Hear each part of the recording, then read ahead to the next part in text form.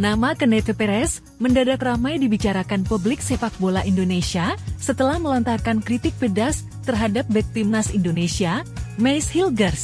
Pria yang kini dikenal sebagai pengamat sepak bola di Belanda itu menyebut Hilgers bodoh dan tidak punya otak usai penampilannya yang dianggap buruk bersama FC Twente saat menghadapi Ajax Amsterdam pada 18 Mei tahun 2025.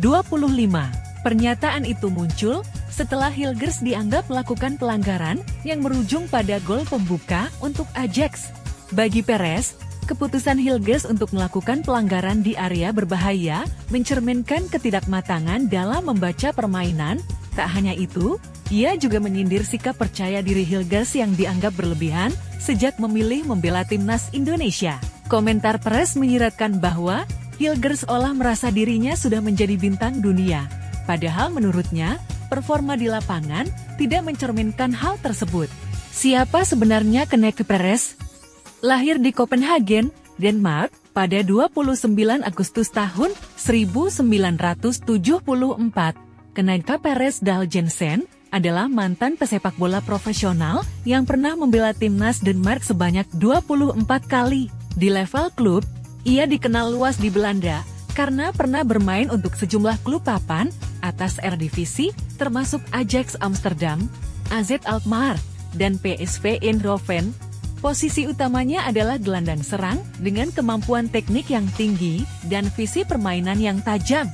Setelah pensiun dari dunia sepak bola profesional, Perez beralih ke dunia media.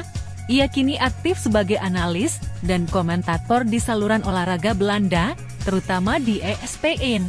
Ia dikenal dengan gaya komentarnya yang lugas, tanpa basa-basi, dan seringkali belak-belakan dalam mengkritik pemain maupun pelatih.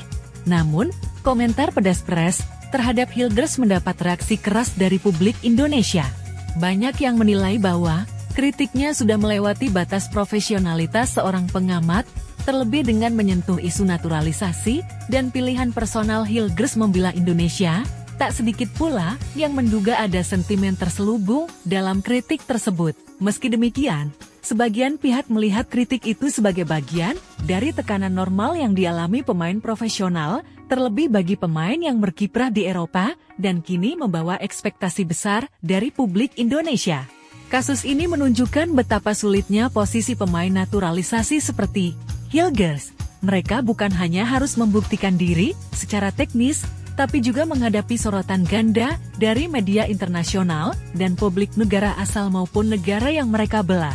Kini, tinggal bagaimana Hilgers menanggapi kritik tersebut. Apakah akan dijadikan motivasi untuk bangkit, atau justru menjadi tekanan tambahan di tengah kondisinya yang masih dibayangi cedera?